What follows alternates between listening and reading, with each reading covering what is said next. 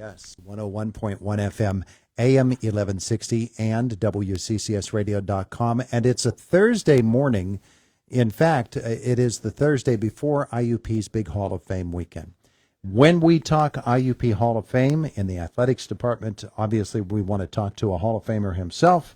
So we get Jack Benedict in to visit with us this morning. Our conversation presented by Marcus and Mack, voted best law firm and best personal injury lawyer 3 years in a row in the Best of Indiana County contest. Visit them online at marcusandmack.com. Hi, Jack. Hey, morning. And? How are you? And yes, don't say that on a plane. There you go. Or at an airport. Always got to do it. Just always have to Some do things it. never change. Yeah. Yeah. So let's talk about Kershaw because I understand. No, okay. He's done, so go ahead. Yeah, he is. He is. We're probably not going to see him pitch ever again, are we? Probably not. Yeah. Sad to say, but yeah. Tough way to go out, but the injuries. Yep. And when you know, isn't it something? You talk about pitchers and arms and shoulders and everything, and it's a toe. It's a big toe. Yeah. Yeah. Jack Lambert knows the feeling. Sure. All right. Well, let's talk a little IUP athletics because it is a big weekend at IUP, the Hall of Fame weekend. Yeah. And one of the great things I think about Hall of Fame weekend is what they added a couple of years ago where they take an entire team and they honor a team. Mm-hmm. This year it happens to be a football team. And one of the few football teams IUP has ever had that was actually playing before you got there. That's exactly right, the 1964 team. Yeah. And this is the third year that they are, inducting a team. The first was the 93 team 2 years ago, and last year was the golf team that went to the NAIA 1968 Bernie Ganley's team. Yeah. NAIA champs. Yeah. So this year it's the 64 team, first year that Chuck Clausing was here. Yeah. And they won the PSAC West where they were undefeated and actually repeated in 65. So I understand there are about 20 members coming back. Oh, yeah.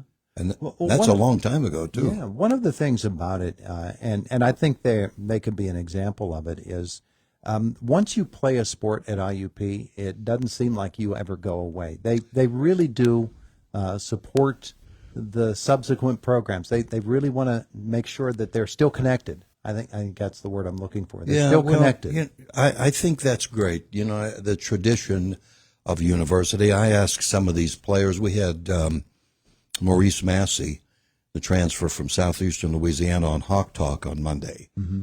And he was at the University of Missouri in 2019.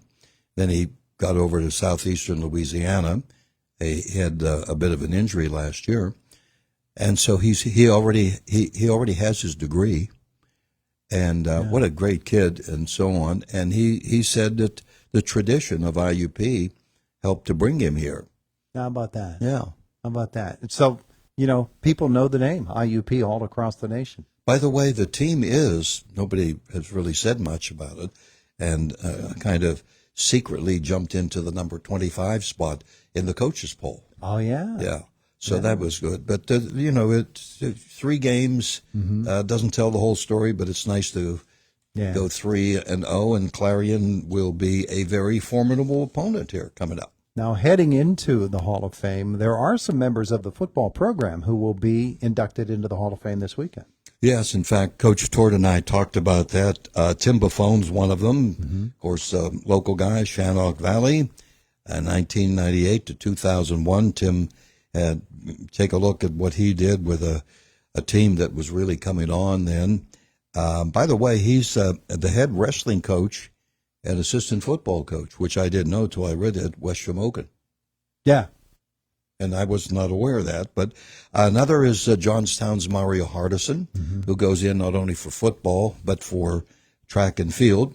Then we talk about the coaches, Rich Hornfeck, who was a coach for 10 years with Coach Bill Neal's group. And the late Jim Mill, whose son, Jim Jr., will be speaking on his behalf, and the contributions that, they've made to IUP. So that's pretty good representation from the football end of it. And I don't want to leave anybody out, and I know you've had you've mentioned the people who will be going in just briefly. Crystal Heder Kosecki, she played for her father, Adele Heder, here at IUP in soccer. Mike Higgins, cross country, track and field. Jacqueline Hinson McKelvey, swimming. That was back in 2009 and 2012. Alexa Ludovici for lacrosse. Ashton Smith, the basketball player. Yeah. Yeah. I was saying the other day on the air that, not just because Ashton interned with us here at the radio station. I forgot about that. But because I really believe this, that of all of the guys that I've seen playing basketball in the last 10 or 15 years, maybe in the Lombardi years, I think Ashton Smith was as well-rounded as any of them. Well, his record would speak for itself. Over 1,600 career points. That's sixth. Third in assists, 10th in steals. And as a point guard, the years that he played, the team of Joe Lombardi won more than 100 games. Yeah. And, he played as a freshman, and he stayed, and he played all 4 years. He was just a smart ball player. Yeah. He is you want to know where he is now? Yeah, I do. He's the player development coach for the NBA Atlanta Hawks. Is that right? How about that? Wow. I did not know that. I didn't either till I, going through some of this research. Uh-huh. And then you have a guy that is long overdue, Olympian, known at the time as Jim Wooding, and now known as Jimmy D. Wooding. Yeah, Olympics back in the 80s. That's pretty good stuff. You don't mess around. Nick Sudzina, Sudsy they called him, played baseball from 66 to 69. Then we had a local lady, and that's Christine Wheeler Schrott, her married name, cross-country, track and field, 1986 to 1990, graduate of Indiana High School. I mentioned the coaches. We mentioned the 64 team, and then the Bell Ringer Award that they give to either an individual or a couple of people. And this year it's a married couple, Larry and Barb Kabala, the Bell Ringer Award for contributions to the university in many different ways. So that's your group. And did we mention Mike Higgins? Mike Higgins, we did. Yeah. Okay. Cross country, track and field. And maybe I left him out. I hope not. There's a lot of IUP history with the track and field and cross country programs. With Ed Fry, and sometimes I've had lunch recently with Lou Sutton, Doc Raymore, who was an instrumental part in helping that program out for a lot of years. So there you go. Yeah. It's going to be a fun weekend. And by the way, it's a luncheon at 11:30, and then I get them out there in plenty of time so that we can go over. The game is at 4.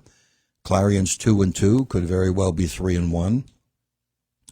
They lost to Shippensburg. Guy was running for a touchdown, fumbled the ball out of bounds at the 10-yard line, and they never did score. How about that? They are better. That's a team that found a way to lose in that game. And also, it's kickoff at 4 o'clock. So we finally get a home game. How about that? It's been a very, very long time since IUP has played a home football game. 3 on the road to start this season. What, they have 2 at the end of last season on the road? Yeah. So the winning streak goes back that far. And Clarion, they have one of their better teams here coming in recent years. We're going to do a little something on the pregame show. My buddy Greg Drahoschak, who helped us out for years and years and comes to all the games with us, he was at a game in 1996 at Clarion when they played in the semifinal game. It was their best team ever. Yeah. And they played Northern Colorado, and they lost by 1 point. So he's going to kind of reflect on that a little bit on the pregame. And then I have a halftime feature with kicking coach Gene Beachigo. Oh, yeah. IUP's special teams have been really special. They have, yeah. Return guys have been good, the coverage. Just a little insight, I'll be at practice today, but so far this week, Karst Hunter has practiced. Oh, yeah? So he's going to play. A couple of guys won't. Looks like Ridley will be out and a couple of guys, but we're starting to get healed. Yeah, that's a good thing. Yeah. That's a but good the thing. Hall of Fame thing is great, and Coach Tortorella brought it up on Hawk Talk on Monday. We have two guys right now that are playing in the NFL. Yeah, that's true. In Tillman with the Broncos, and of course Irv Charles with the Jets. Yeah, yeah. Well, it's IUP is a traditional power, and people know the name. Yeah, don't forget our Hawk Talk coming up Monday at the Elks. Everybody's welcome. You don't have to be a member. Yeah. And you'll be talking then about this game that will be played against Clarion and about Homecoming and Slippery Rock. That's right. Ooh, baby. All right, Jack, thanks for coming in. We appreciate that. Thanks for the invite. It's the I voice need all the publicity I can get. of Indiana County WCCS.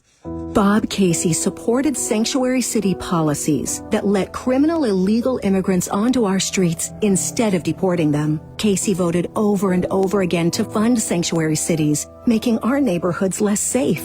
After an illegal alien was arrested for domestic assault in Philadelphia, instead of deporting him, they let him go. Thanks to sanctuary city policies Bob Casey supported. That same criminal, released under the radical policy Casey voted for, went on to repeatedly rape a 5-year-old girl. It could have been prevented. It should have been prevented. But Bob Casey failed us. The U.S. attorney said this young girl was raped because of Philadelphia's sanctuary city policy. Bob Casey voted over and over for this madness, putting our families, our children, at risk. We've had enough of Bob Casey.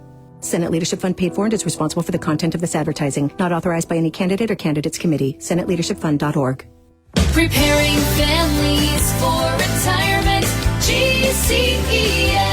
Hi everyone, this is Clint and Galen from GCES. Join us this Monday morning at 8:10 a.m. on Indiana in the Morning. We're going to discuss everything you need to know to get to retirement and beyond. It doesn't matter what stage of life you're in, we can answer all of your questions and help you get your finances in check. You can call in this coming Monday at 724-349-WCCS to ask GCES a question. You can also email Indiana in the Morning anytime during the week with the question, and that email address is mornings@WCCSradio.com. Thank you everyone who's been listening so far. We look forward to answering your questions. So don't forget to email or call in this Monday morning at 8:10 a.m. on Indiana in the Morning. Talk to you then.